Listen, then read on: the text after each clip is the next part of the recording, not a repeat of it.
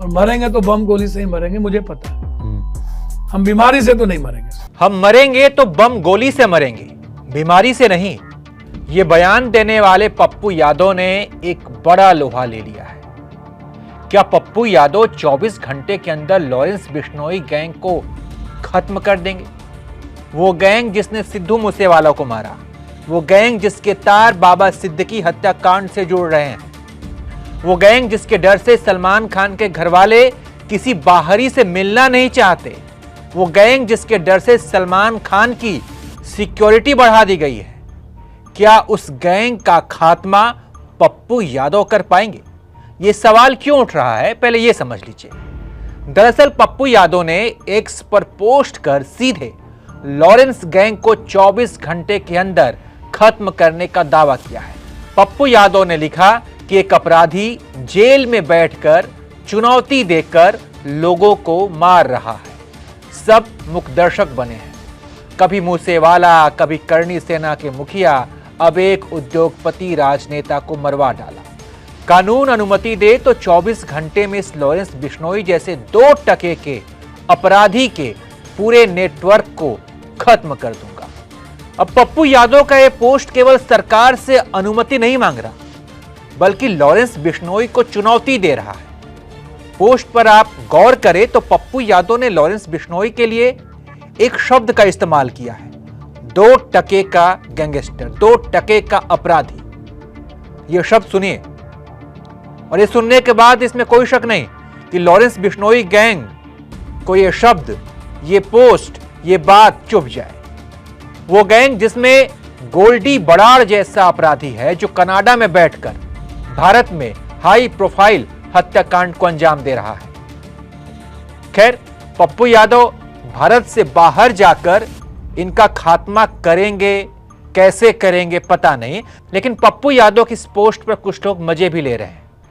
कोई ये लिख रहा है कि पप्पू यादव भावनाओं में बह गए, तो कोई ये लिख रहा है कि जिसने खुद अपनी सिक्योरिटी के लिए केंद्र सरकार से गुहार लगाई हो, वो क्या सुरक्षा देगा।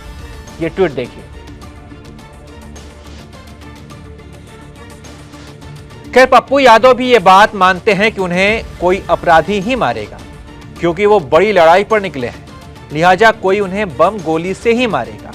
पप्पू यादव इस बात का भी दावा करते हैं कि उन्होंने बिहार में नक्सलियों से लोहा लिया।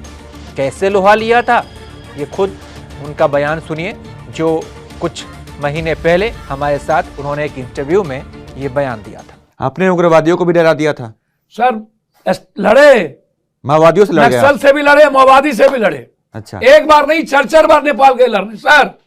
3 पीएम बनाए नेपाल में। बंदूक से लड़ते थे कि लाठी से? सर, लाठी से वहां कौन लड़ेगा सर।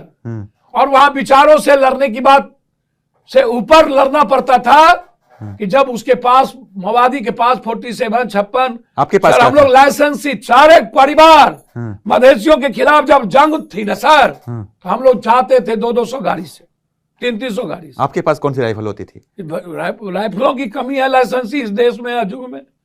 100 राइफल उठाओ, 315 है, 3006 है, सेमी है।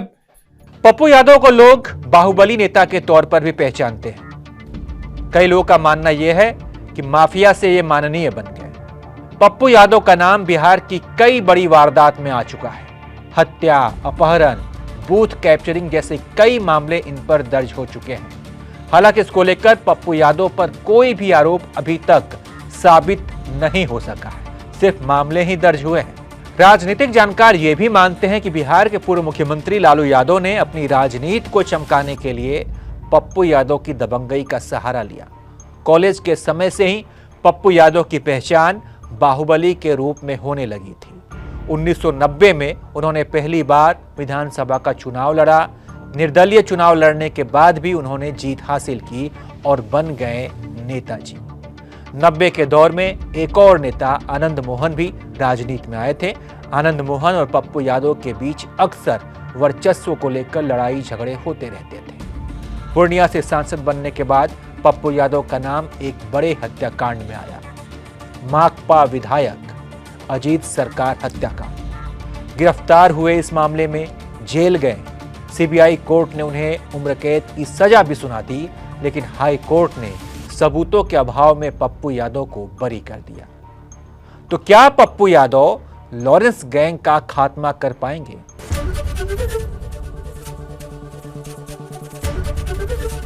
एबीपी गंगा, खबर आपकी, जुबान आपकी।